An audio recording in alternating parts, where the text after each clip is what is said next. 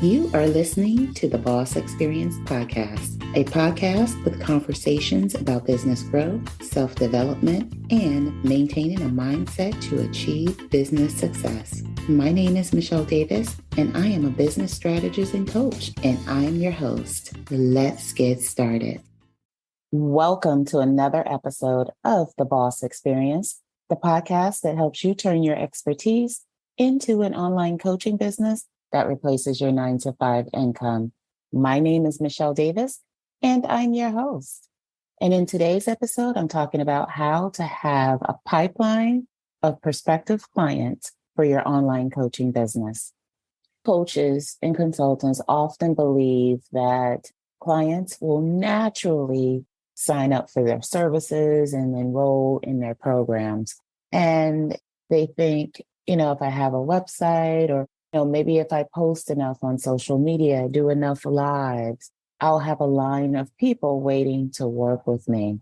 Unfortunately, that doesn't happen.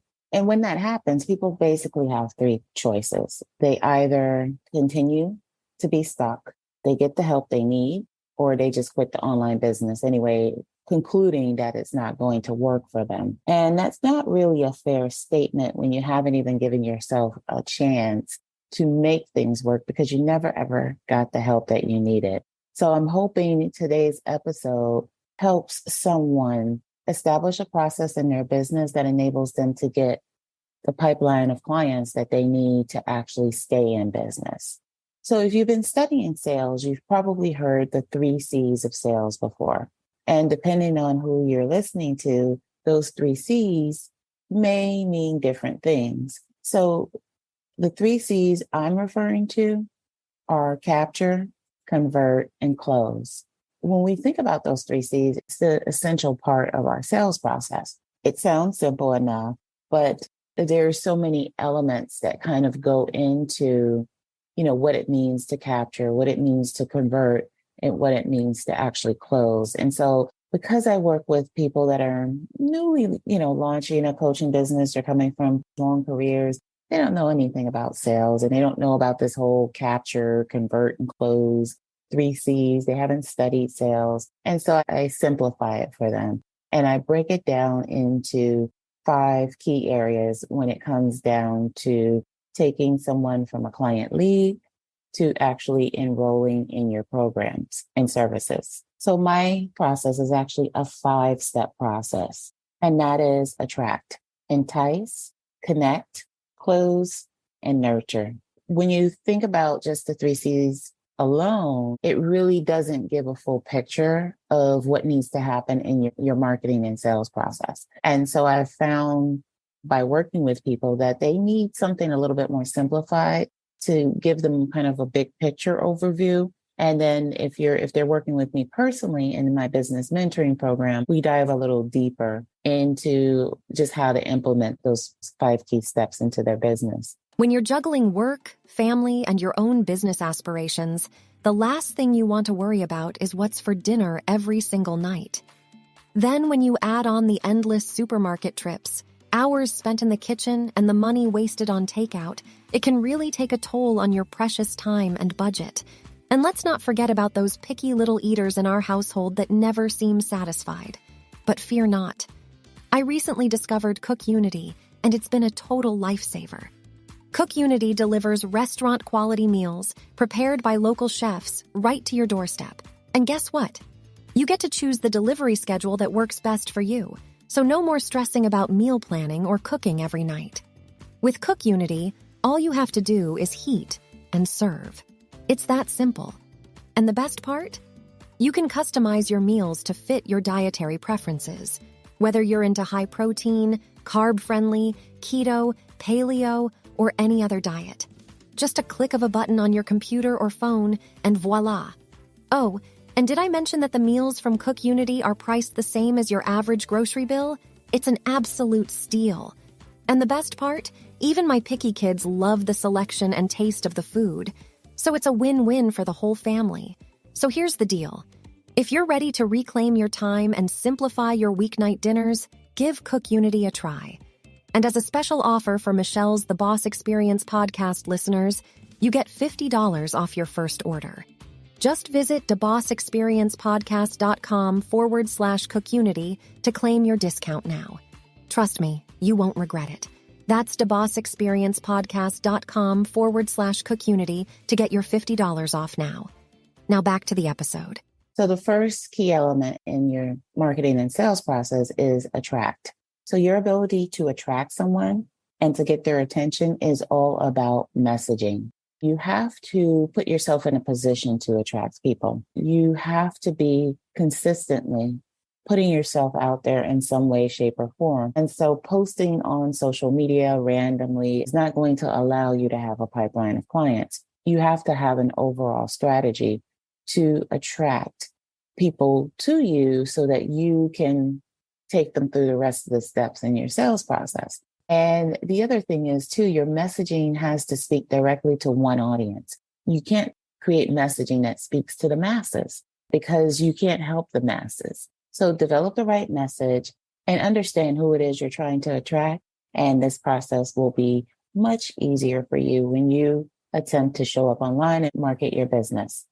Next is entice. And this is your foot in the door, is what I call it. And all this means is, okay, so you've attracted the person to you. Now that you have their attention, what's next in your process? So because you don't have something written across your forehead about how you help people, you have to actually develop something that requires them to take a little bit more time and to commit to like listening to you just a little bit longer so that you can take them to the connection stage. And so how do you do that? You do that through asking them to download something, hop on a call with you, or asking them to view a demo that you prepared. Whatever it is that you're asking them to do, it needs to allow them to see what the possibilities are when they work with you. You know, how you can change your life, how you can add value to their life, how you can deliver a transformation for the very thing that they're struggling with. So whatever it is you offer, make sure it's something that they desire, something that they need. It gives them a quick win, and they will be inclined to connect with you further by exchanging their email address to get what it is you have to offer, whether it's that call, that download, whatever it is.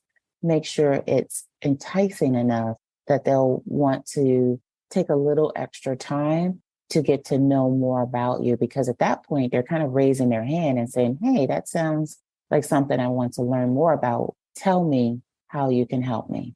And so once they have their hand raised, then that's the perfect time for the next phase, which is connection. So with the connection stage, you need to be able to build trust with them by telling them, this is what I can do for your specific life or your specific business. And once you're connected with people and you're building trust, then you can have the conversation about buying from you.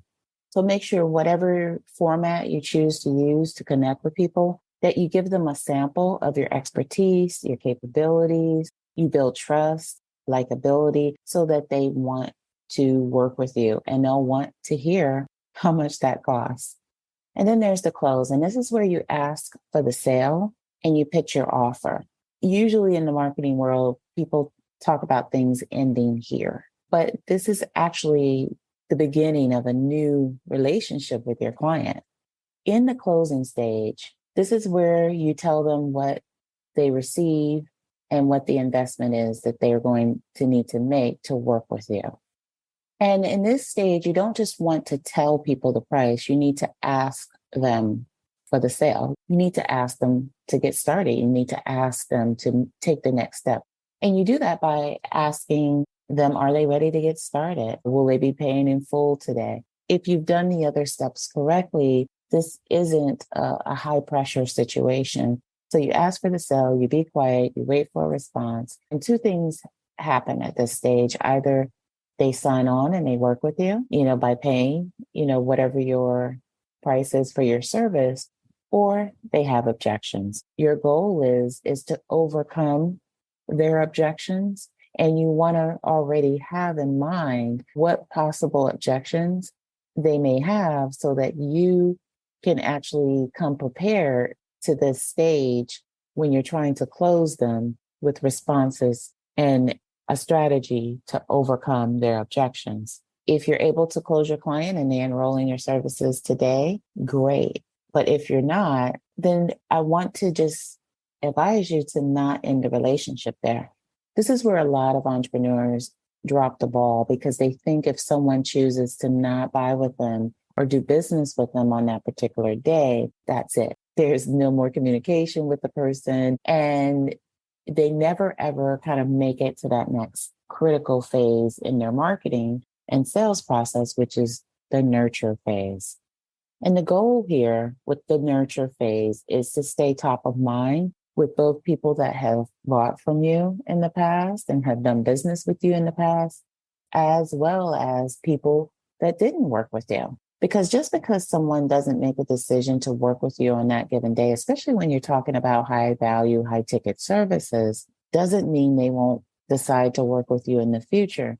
Maybe they need a little bit more time to build trust and understand how your services can really help them. And so this nurture phase helps them to do that. But if you don't have a nurture phase already incorporated into your marketing and sales process, you're losing revenue. And those entrepreneurs that do have a nurturing process, they're typically inconsistent in how often they reach out to them. Usually they reach out only to sell them something. So nurturing is basically, having a process that keeps you top of mind and communicates to people that have interacted with you in some way. Maybe they've viewed your page, your business page, they've connected with you on a call, or they've downloaded your content, or they've purchased from you in the past. However they've interacted with you, you want to nurture that relationship. And you can do that through retargeting. You can do that through email marketing. You can do that through SMS text messaging marketing. The important thing is it doesn't matter how you do it as long as you do it. And how you do it and what's most effective really just depends on the type of business you have. So nurturing takes time, and it even may involve some marketing budget as well. But the point is the return on the investment when you nurture those relationships and you keep people engaged with you will make them think of you first when they're finally ready to get started. If you are ready to turn your expertise into an online coaching business that replaces your 9-to-5 income, visit CEOBlueprintAcademy.com. That's CEOBlueprintAcademy.com. I prepared a short video for you that shows you how. And if this episode resonated with you and you felt like you got tons of value, don't forget to leave a review. I'd love to hear your thoughts. Take care, be well, and I can't wait for you to tune in for another episode of the Boss Experience Podcast. Thank you for tuning in to the Boss Experience Podcast. Don't forget to leave a review for this episode and tune in next time.